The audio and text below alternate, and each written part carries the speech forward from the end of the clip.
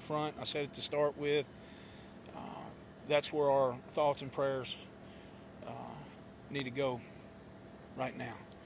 And we've just got to take one day at a time or 1 hour at a time. We're processing things. We're finding out more information. We're trying to figure out, maybe the cause of this.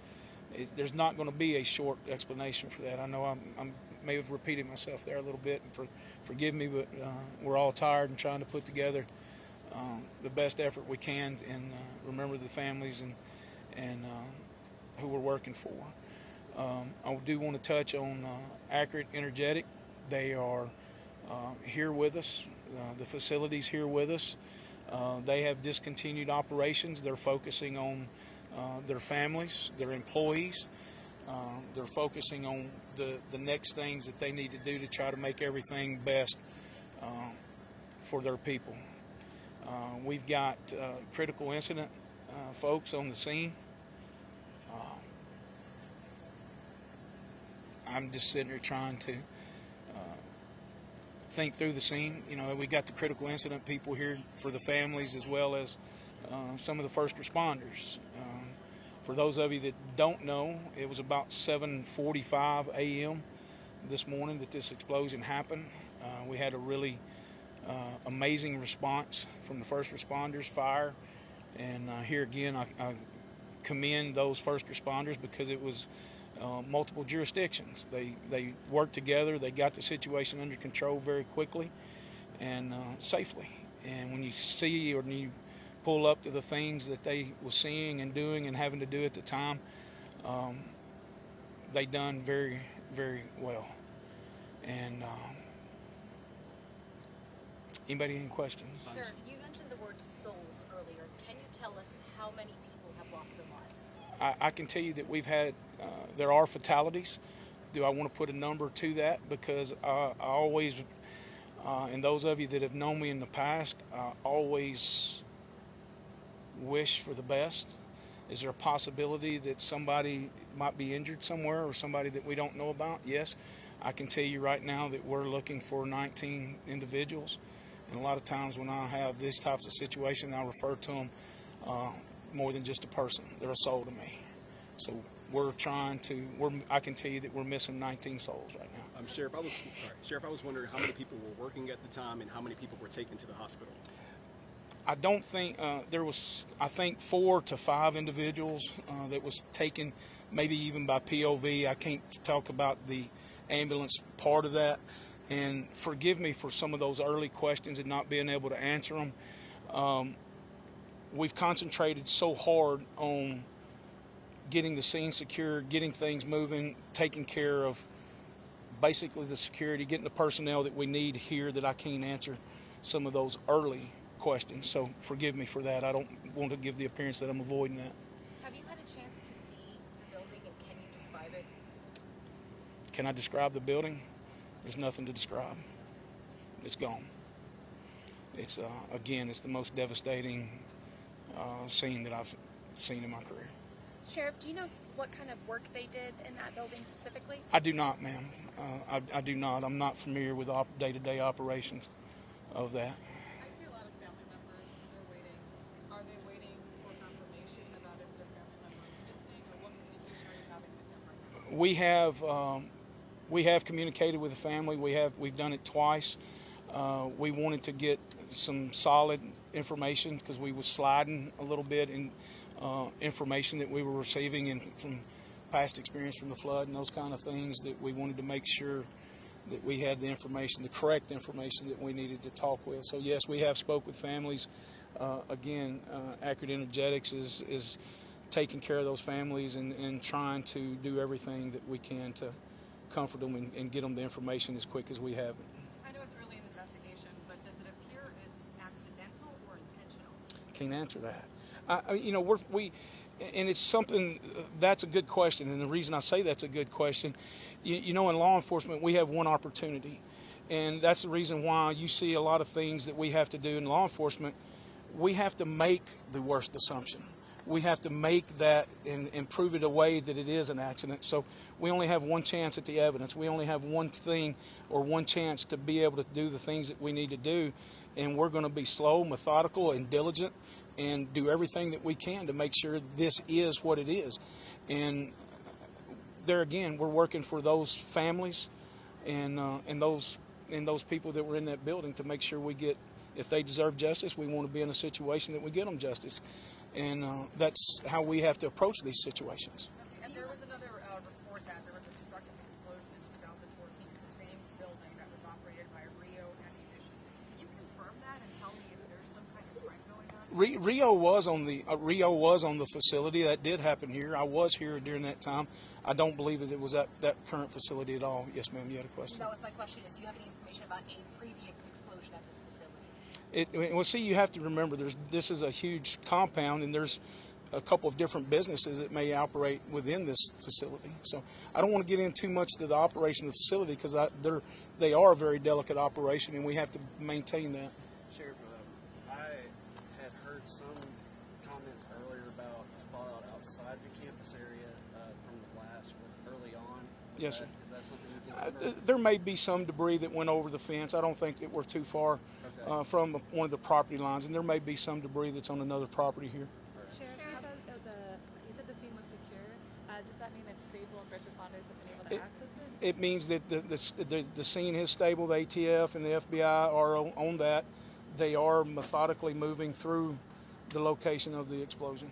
Sheriff, I'm not sure if you know this, but was at 7:45 was the plant up and running, or were people just arriving for work? Do you have any idea? I believe the plant was up and running.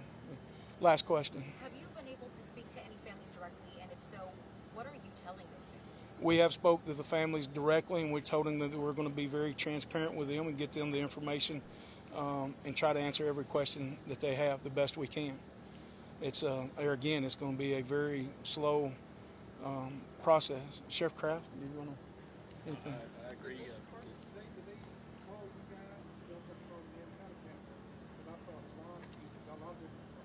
May I ask you a favor?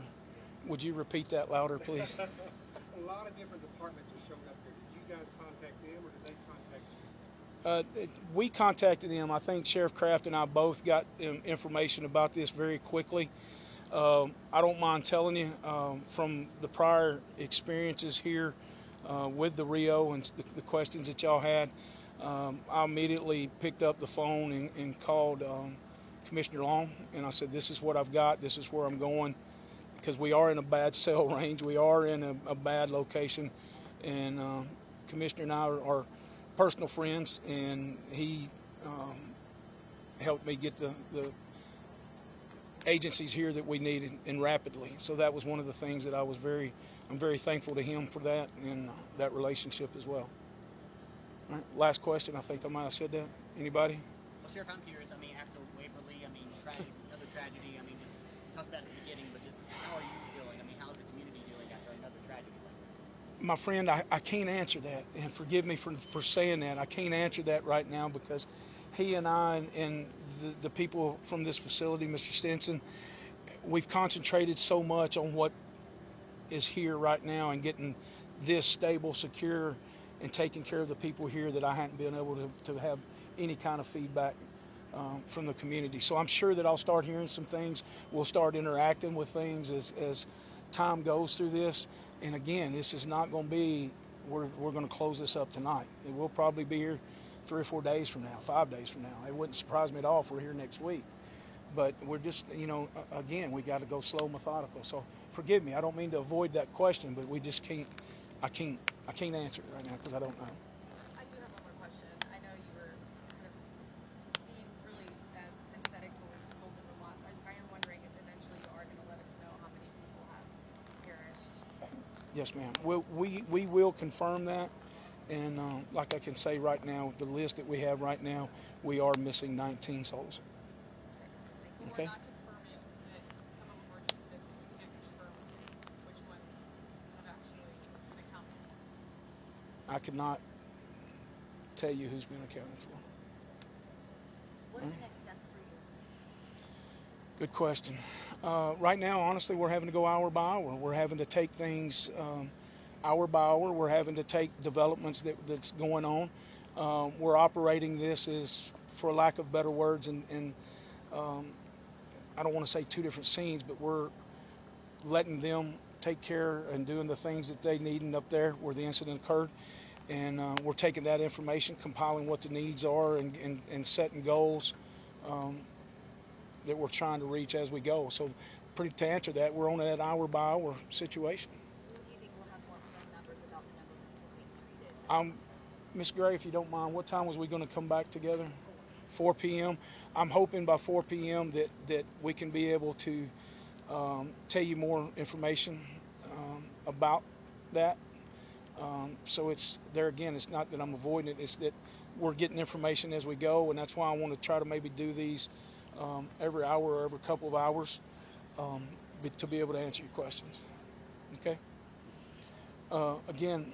Sorry, is there some kind of list of missing people that we could potentially access? There was this one woman that told me her son was on that missing people list. I don't know if the media was privy to. I don't have that available for the media at this time, and we're still working with that. There again, because there's some of the delicate information, we're trying to confirm that every family's been notified, and we've got 110% have got to make sure that that's happened. The Sheriff Kraft and I have even said if there's somebody that we can't get a hold of, we're going to send officers and along with accurate, energetic staff to make sure that we go out and find that. So, excuse me, we're trying everything we can do to take care of the people. Fair enough? Hey, Chris, in years past, you've asked media to help in different aspects. Is there anything we can do to assist at this time? Burton, I really appreciate you commenting on that. In putting things out here, we had some early pictures that was released, and man, I'm just asking you to be mindful of these families. This is a huge ordeal. It's a very devastating ordeal, and I'm not talking about devastating on the scene. I'm not talking about that. I'm talking about devastating in the fact of a loved one that just come to work and now may be missing or deceased. So please keep that in mind when you're having or doing these stories. These stories, we often find ways that we try to turn things into negative. This is a bad situation. This is a negative situation. But there's no reason for us to take the downward spiral or the downward side of this story when it comes to these families. So I'm all about that, and I'll always be about that. I think the Sheriff and I both will always be about that. So thank y'all. I appreciate it.